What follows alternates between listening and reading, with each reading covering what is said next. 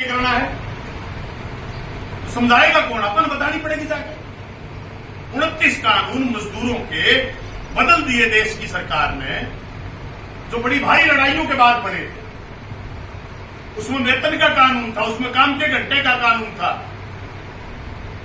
उसमें भवन निर्माण के मजदूरों का 1996 का कानून है, बीओसी एक्ट, जूट के मजदूरों का, ट्रांसपोर्ट के मजदूरों का, एसएनटी क्षेत्र के मजदूरों का,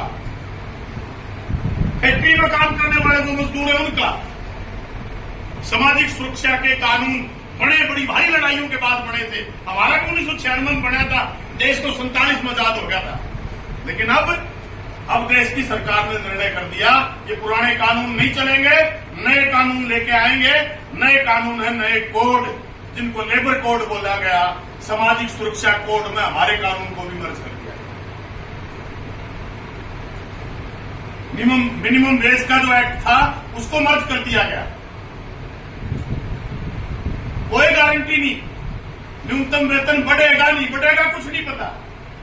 ये कानून है देश में। 5 साल बाद में राज्य की सरकार को मिनिमम वेज रिवाइज करना पड़ेगा। कानून होने के बाद भी हरियाणा की सरकार उसको रिवाइज नहीं कर रही है।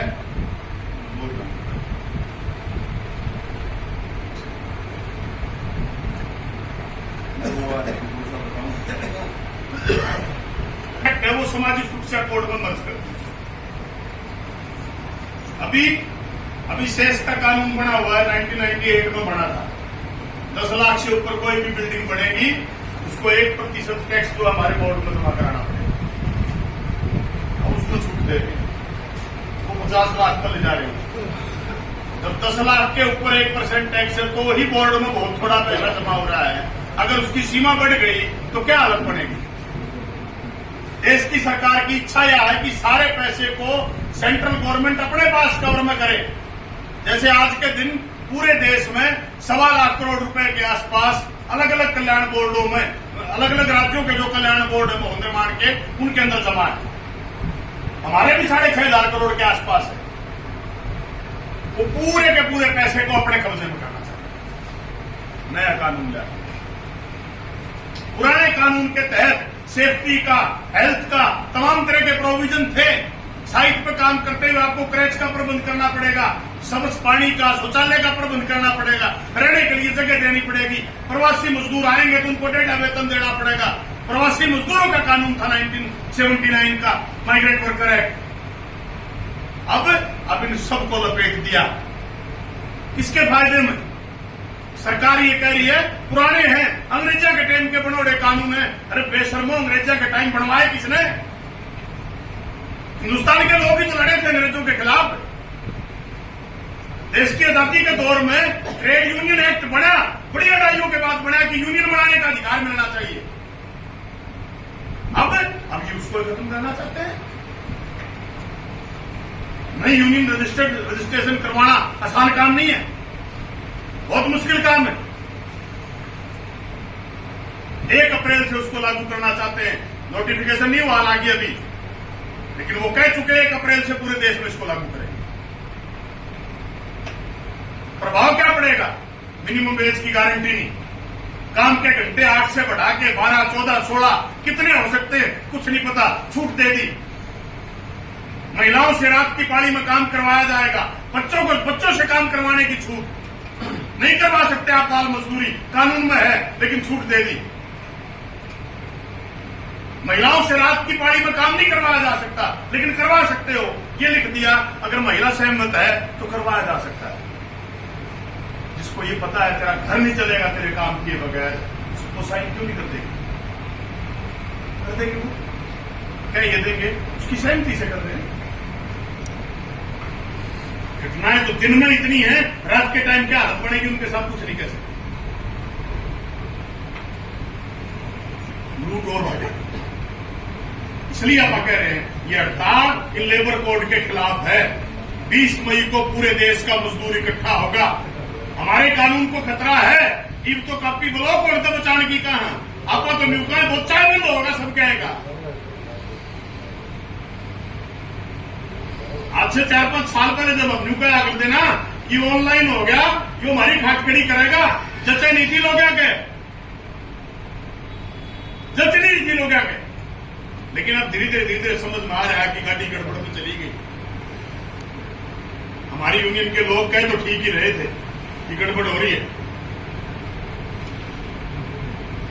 अब नए कानून आने के बाद से हालात और खस्ता होने जा रहे।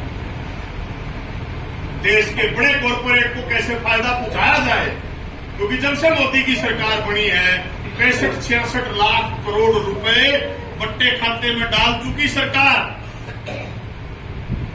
65-66 लाख करोड़ रुपए कर्जा लियोड़ बैंक है।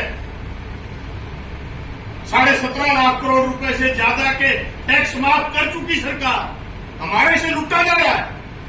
पेट्रोल पे, डीजल पे, गैस पे टैक्स लगा के, वैट लगा के, बाहर से सस्ता मिल रहा है।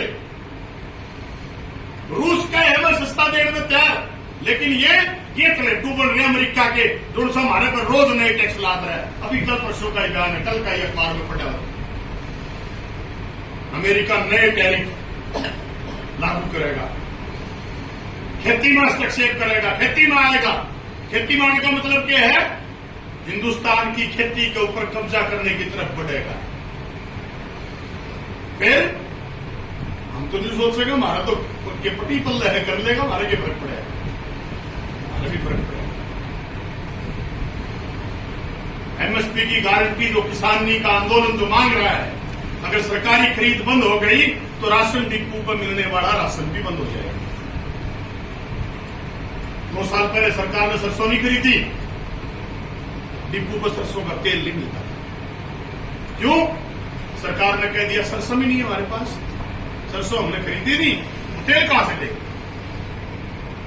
तेल मिलना बंद हो गया, तेल नहीं मिला डिपो पर। सरसों की खरीद हुई तो मिलना शुरू हुआ। अगर सरकार गेहूं नहीं खरीदेगी, धान नहीं खरीदेगी, तो चावल, गेहूं, बाजरा जो भी मिल रहा है डिपो के ऊपर, वो सारी चीजें बंद हो जाएगी। दोहरी लूट होगी। किसान को फसल के भाव नहीं मिलेंगे, मजदूर को महंगे दामों में खरीद के खाना पड़ेगा। अपन गेहूं खरीदते हैं ना, जब ये खरीद होती है सरकारी, उस टाइम तो अपन उसे रेट मिल जाती है। 2 महीने बाद में खरीद के देखो 5, 7, 10 रुपए बड़े हुए मिलेंगे, जब मार्केट से लैंड जाना पड़ेगा। 3500 भी बिकी है सुल्तान, 3500 भी बिकी है गेहूं, लेकिन अब वो पैदा करनी है, नहीं मिली। वो मिली किसने? जिसने अपना स्टॉक कर ली भीतर। पैदा करनी है कि बिलूट, खरीद के खानी है कि बिलूट, वो अपने सामने साफ दिखाई दे रही।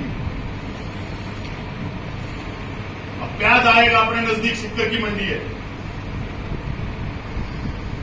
उड़द 5 रुपये 7 रुपये किलो खरीद लेंगे। पिछले साल तो 2 रुपये किलो भी खरीदा गया, लेकिन भारत ने पूछते वो 2 महीने बाद खरीदा गया 40 रुपये स्टॉक करके। कल एक साथी टीवी को बोल रहा था 1.5 रुपये 1 रुपये किलो टमाटर खरीदा गया, भाव चला गया टमाटर का 250 रुपये किलो। गोरी लूट हुई नहीं हुई। तो जब सरकार कानून बदलेगी उनके हक में, जब वो मजदूरों के बदलेंगे, चाहे खेती का नया कृषि विपणन नीति सरकार ले आई, जब वो बदलेंगे तो लूट किसकी होगी? लूट होगी मेहनत करके खाने वाले जो लोग हैं, मजदूर हैं, मेहनत का जो आवाम है, किसान है, खेती और मजदूर है, उनकी लूट। खाते पीते जो लोग हैं, बड़े जो सरमाएदार हैं, उनको छूट मिलेगी, लोगों को लूट करने की, लोगों को लूट करने की। ये हड़ताल इस लूट के खिलाफ है। ये हड़ताल इस बात को लेके है कि सरमाएदारों की लूट नहीं चलेगी, मजदूरों के कानून बहाल करो, उनके साथ तुम छेड़खानी नहीं कर सकते। इसलिए अपनी यूनियन की राज्य कमेटी ने तय किया शिद्दत के साथ हड़ताल में शामिल होंगे। उसकी तैयारी के लिए 8 अप्रैल से लेकर 14 अप्रैल तक प्राथमिक तौर पर पहली नजर से 8 अप्रैल का जो दिन है, 8 अप्रैल 1929 को शहीद आजम भगत सिंह बटुकेश्वर दत्त ने पुरानी जो संसद भवन है दिल्ली में, उसको असेंबली बोलते थे, बम विस्फोट किया, बम धमाका किया असेंबली में। इस बात को लेके, क्योंकि अंग्रेजी राज जो है वो ट्रेड डिस्प्यूट बिल और पब्लिक सेफ्टी बिल 2 कानून लेके आ रहा था हिंदुस्तान के लोगों के खिलाफ। ट्रेड डिस्प्यूट बिल, औद्योगिक विवाद अधिनियम, हड़ताल करने के अधिकार पर पाबंदी लगाना चाहती थी अंग्रेजी सरकार।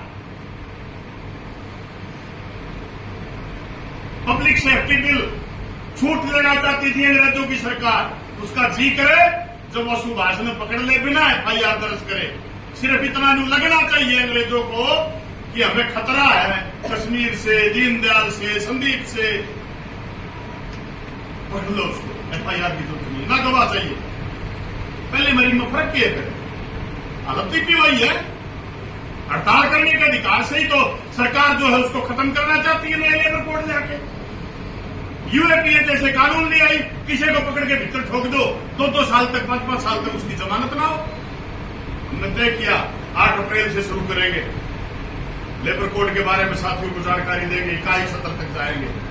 तमाम इकाइयों में 8 से शुरू होकर 14 अप्रैल तक, 11 अप्रैल को महात्मा ज्योतिबा फुले की जयंती है, 14 अप्रैल को डॉक्टर भीमराव अंबेडकर की जयंती है। ये पूरा एक सप्ताह दोनों हमारे संत समाज सुधारकों के जन्म दिवस मनाते हुए, शहीद आजम भगत सिंह बटुकेश्वर दत्त को याद करते हुए हमें लोगों के बीच में जाना है। और जो डॉक्टर भीमराव अंबेडकर ने जो नारा दिया था, क्या नारा दिया था? शिक्षित बनो, संगठित हो, संघर्ष करो। शिक्षित कैसे बनना है? BA करने का मामला नहीं है। सिर्फ देश की सरकार की नीतियां क्या है लोगों के बारे में, मजदूरों के, किसानों के, देश की आम जनता के बारे में हिंदुस्तान की सरकार क्या कर रही है, उसके बारे में जानकारी जुटाओ। वो लोगों के खिलाफ काम कर रहे हैं, उसके खिलाफ संगठित हो, लोगों को आंदोलन में उतारो, लोगों को संघर्ष के अंदर उतारो। इस बात की लड़ाई है। पूरा सप्ताह पर चर्चा करेंगे और 5 मई से पूरे हरियाणा के अंदर यूनियन के राज्य स्तर के जत्थे अलग अलग जिलों में, अलग अलग गांवों में सभाएं करते हुए 20 मई की हड़ताल का आह्वान करेंगे। ये कार्यक्रम यूनियन की राज्य कमेटी के अंदर, यूनियन के राज्य सम्मेलन के अंदर यह आह्वान किया गया है। अपने को सबको शिद्दत के साथ इस कार्यक्रम को सफल बनाना है। कई शताब्दी